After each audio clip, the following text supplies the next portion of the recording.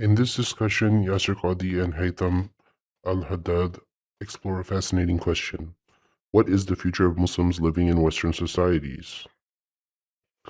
Both scholars agree that Muslims are no longer temporary visitors. They argue that Muslims are now permanent members of countries like the United States, Britain, Canada, and Europe, and they discuss how Muslims should navigate life within those societies. Haytham argues that Muslims should have a long-term vision of making Western societies more Muslim-friendly. He talks about influencing education, politics, media, and the law so that Muslim life becomes easier and more accommodated over time. Yasser generally agrees with many of these goals, but emphasizes working within democratic institutions, earning trust through good citizenship and avoiding language that suggests Muslims are trying to establish a parallel legal system. It is a thoughtful discussion, and I appreciate that both speakers encourage Muslims to contribute positively to the societies in which they live. But listening to this conversation left me asking one question that I don't think was ever answered. Can Islam ever truly be comfortable inside a secular democracy? Before I explain why I think the answer is no, let me make something absolutely clear. I fully support the civil rights of Muslims. Muslims deserve exactly the same legal protections as every other citizen. They deserve the freedom to worship, the freedom to build mosques, the freedom to wear religious clothing, the freedom to eat halal food, the freedom to preach their beliefs, the freedom to criticize other religions, the freedom to participate in politics.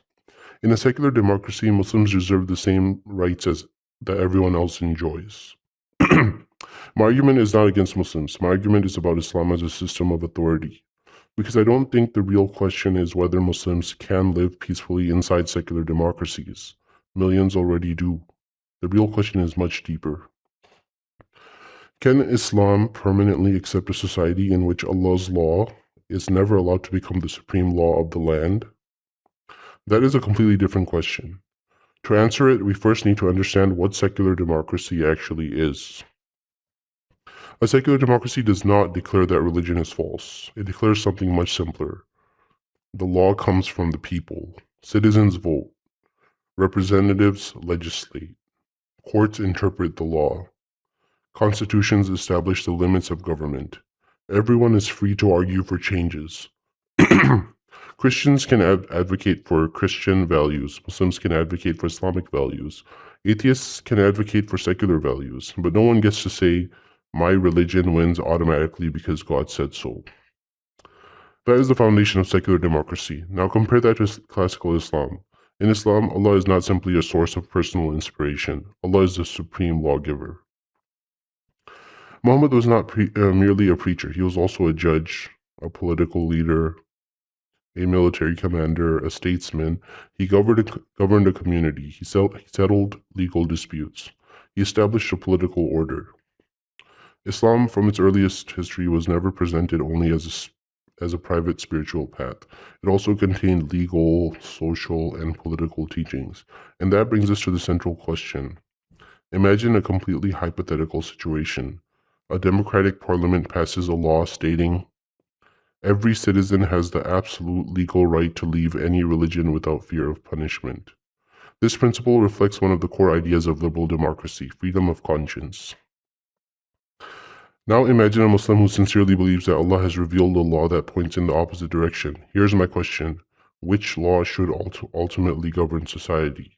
The law passed by parliament or the law revealed by Allah? Notice what I'm not asking. I'm not asking whether Muslims today personally support severe punishments. I'm not asking whether every Muslim interprets Islamic law in the same exact way. I'm asking something much more fundamental. Who has the final authority to make law? Because if the answer is Allah, then Allah's law necessarily stands above democratic law whenever the two conflict. And if Allah's law stands above democratic law, then Islam is not ultimately subordinating itself to secular democracy. Secular democracy is being subordinated to Islam.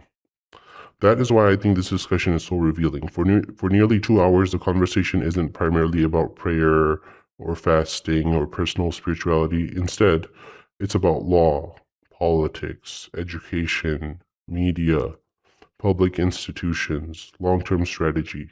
making Western societies more Muslim-friendly. Why? Because Islam has never been understood by traditional scholars as merely a private religion. It has always contained public aspirations as well. Now, someone might respond, but Muslims should be free to advocate for their beliefs just like everyone else. I completely agree. Every citizen has that right. Christians do it, atheists do it, environmentalists do it, socialists do it. Muslims should have exactly the same democratic rights. The issue isn't whether Muslims should participate in democracy. The issue is whether Islam is satisfied with democracy remaining the highest authority forever. Suppose every Muslim in the world was told, you are completely free to practice Islam privately. You may pray, fast, build mosques, raise your children as Muslims, but Islamic law will never replace civil law. If there's ever a conflict between the Constitution and Islamic law, the Constitution will always prevail. My question is simple. Would classical Islam accept that arrangement forever? Or would it ultimately insist that Allah's law deserves the highest authority?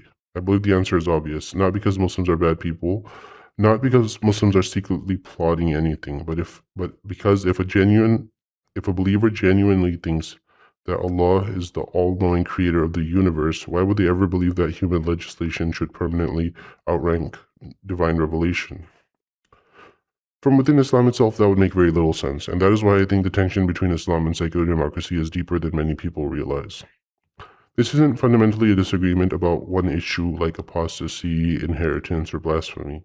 Those are only symptoms. The real disagreement is about sovereignty. Who has the final right to make law? The people or Allah?